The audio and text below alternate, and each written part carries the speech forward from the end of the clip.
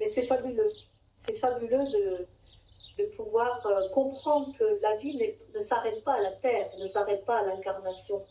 Si l'on pouvait résumer, je pense, assez simplement pour qu'on ait une image globale, c'est qu'on parle ici d'une sphère évolutionnaire à caractère d'incarnation. Ça veut dire qu'il y a des courants de vie qui viennent s'incarner, donc qui prennent un véhicule de matière de la planète, c'est-à-dire un véhicule qui correspond à la fréquence de la planète. Et les sphères d'évolution, c'est pour que le courant de vie, à travers un cycle d'incarnation matérielle physique sur le plan physique, eh bien, il puisse évoluer. Pourquoi on va évoluer? Parce que c'est par l'interne qu'on fait évoluer la sphère. En fait, on fait évoluer non seulement les courants de vie, mais la sphère aussi. Et quand les grandes instances créent des sphères d'incarnation, des sphères écoles, elles créent également les strates. Ça veut dire, vous allez retrouver ça par exemple dans les philosophies orientales, les 7e ciel, etc.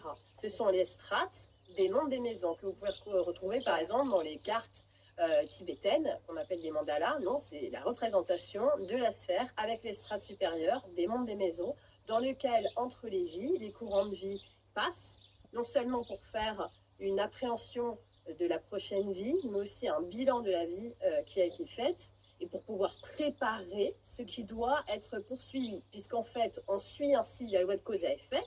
La loi de causalité, elle est toujours en demeure dans les sphères évolutionnaires et les sphères écoles, parce qu'elle nous permet justement de régler les apprentissages et de se diriger vers l'harmonie et la fusion.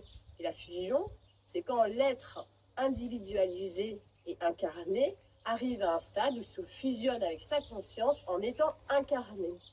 Voilà. Ça sert à ça, en fait. Bonjour. Donc, évidemment, on revient, on passe par les mondes des maisons, les sphères d'accueil. Et on ne fait pas que y aller quand on est mort, quand on a fini. On fait aussi des passages tout le temps.